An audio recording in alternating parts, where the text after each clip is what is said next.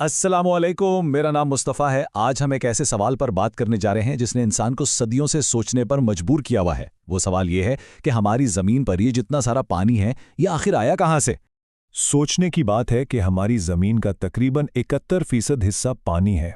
जिंदगी की बुनियाद ही यही है, लेकिन इसकी इब्तिदा, इसका ओरिजिन आज भी एक बहुत बड़ा मुअम्मा है। तो सवाल फिर वहीं आ जाता है, ये पानी आया कहाँ से?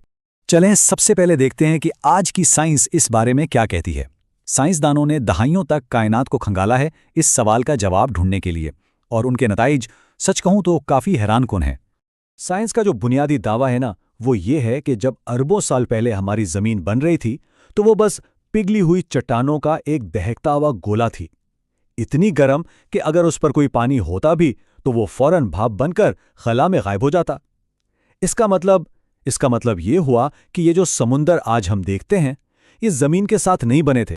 तो फिर सवाल ये है कि अगर पानी ज़मीन का अपना नहीं तो आया कहाँ से? अच्छा, यहीं पर मेटेरॉइड थ्योरी यानी शुहाबी नज़रिया सामने आता है। ये नज़रिया हमें बताता है कि अरबों साल पहले बर्फ़ से भरे हुए शिहाब साकिब और दुमदार सितारे हमारी ज़मीन से टकराए और उन्होंने ही हमारे समुद्रों को पानी से भर दिया। और ये सिर्फ कोई कहानी नहीं है, इसकी बुनियाद जियोकेमिकल स्टडीज़ पर है। मतलब जब चट्टानों और उन शहाबियों की कीमियाई साख्त को जांचा गया तो पता चला कि ये पानी वाकई कायनात से ही आया था। तो ये तो हो गया जदीद साइंसी नज़रिया, लेकिन दिलचस्प बात यह है कि पानी के ओरिजिन का सवाल सिर्फ साइंसदानों के जहन में नहीं आया।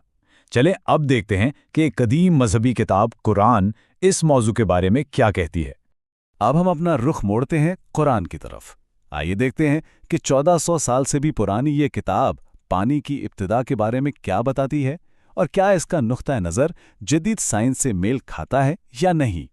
यहाँ सबसे अहम चीज़ वक्त का फ़र्क है। ज़रा सोचिए, हम एक ऐसी किताब की बात कर रहे हैं जो 1400 साल से भी ज़्यादा अरसा पहले नाजिल हुई।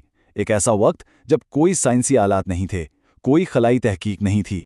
ये कुरान की सूरतुल मोमिनून की आयत नंबर 18 है। ये आयत बिल्कुल वाज़े तौर पर कहती है कि पानी आसमान से एक ख़ास अंदाजे के मुताबिक उतारा गया और फिर उसे ज़मीन में ठहरा दिया गया। 1400 साल, ये बहुत लंबा अरसा है। ये वो वक्फा है जो इस कुरानी आयत के नाजिल होने और जदीद साइंस के इस नतीजे पर पहुंचने के बीच में है कि ज़मीन का पानी दर हकीकत खला से आया है। जब हम दोनों नज़रियात को आमने सामने रखते हैं तो जो मुमासलत नज़र आती है वो वाकई हैरानकुन है। आज की जदीद साइंस अपनी तमाम तर टेक्नोलॉजी के साथ कहती है कि पानी खला से आया, और 1400 साल पहले कुरान ने कहा कि पानी आसमान से उतारा गया। तो ये सब हमें एक बहुत गहरे सवाल के सामने ला खड़ा करता है। जब एक कदीम किताब और आज की जदीद साइंसी दरियाफ्तें एक ही नतीजे पर पहुंचती नजर आएं, तो इसे क्या समझा जाए? क्या ये सिर्फ एक इत्तेफाक है, या फिर ये साइंस और ईमान के दरमियान एक गहरे मुकालमे की दावत है? ये वाकई एक सोचने की बात है।